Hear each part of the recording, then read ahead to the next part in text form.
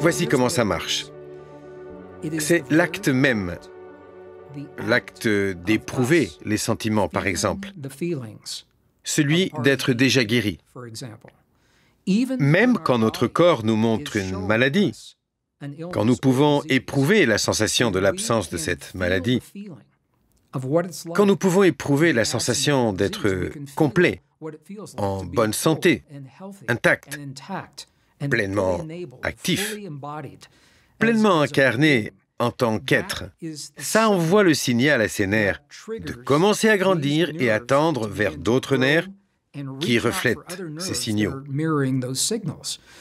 C'est grâce à l'acte, l'attente d'être en état de guérison, que notre corps se met à refléter ce que nous attendons de lui.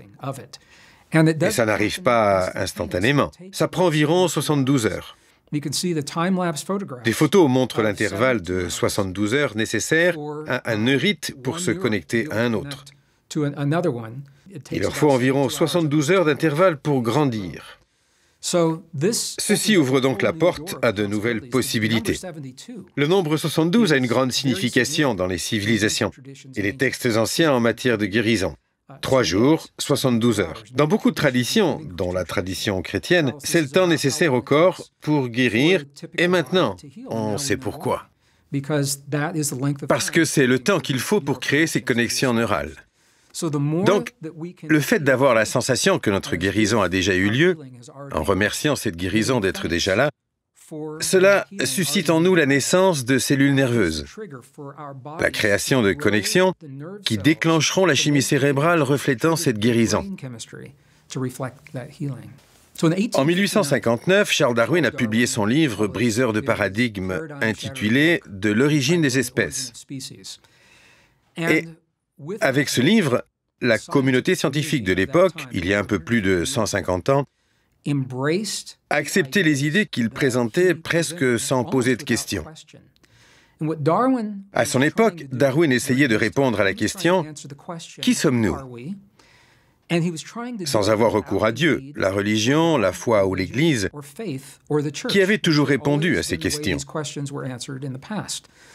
Donc, avant Darwin, quand les gens demandaient comment on guérissait, comment mieux vivre notre vie, d'où on venait, comment le monde fonctionnait, traditionnellement, l'Église répondait à toutes ces questions. Darwin, en tant que scientifique, a dit « Je vais faire le premier pas pour emmener le monde moderne vers une réponse qui n'évoque ni Dieu, ni la foi, ni l'Église, ni la religion. » Et il l'a fait avec « De l'origine des espèces ». Je dois donc dire, personnellement, je crois que Darwin était naturellement un bon scientifique. Il ne pouvait pas, à son époque, savoir ce qu'on sait maintenant.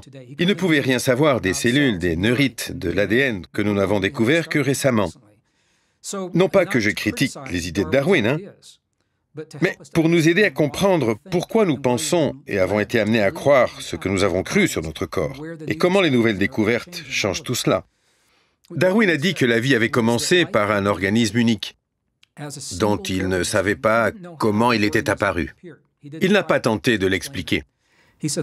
Pour lui, la vie a commencé par un seul organisme et, sur une longue période, cet organisme s'est multiplié et la diversité de ces organismes que nous voyons, les différents bras, jambes et appendices et les différentes façons de voir et d'être debout ou non, tout cela était une réaction de l'organisme à un besoin qu'il percevait dans l'environnement. C'est un principe essentiel de la théorie de l'évolution qui dit que la nature ne nous donnera jamais excessivement. Ça veut dire que notre corps ne recevra que les choses nécessaires pour satisfaire les exigences du monde qui nous entoure.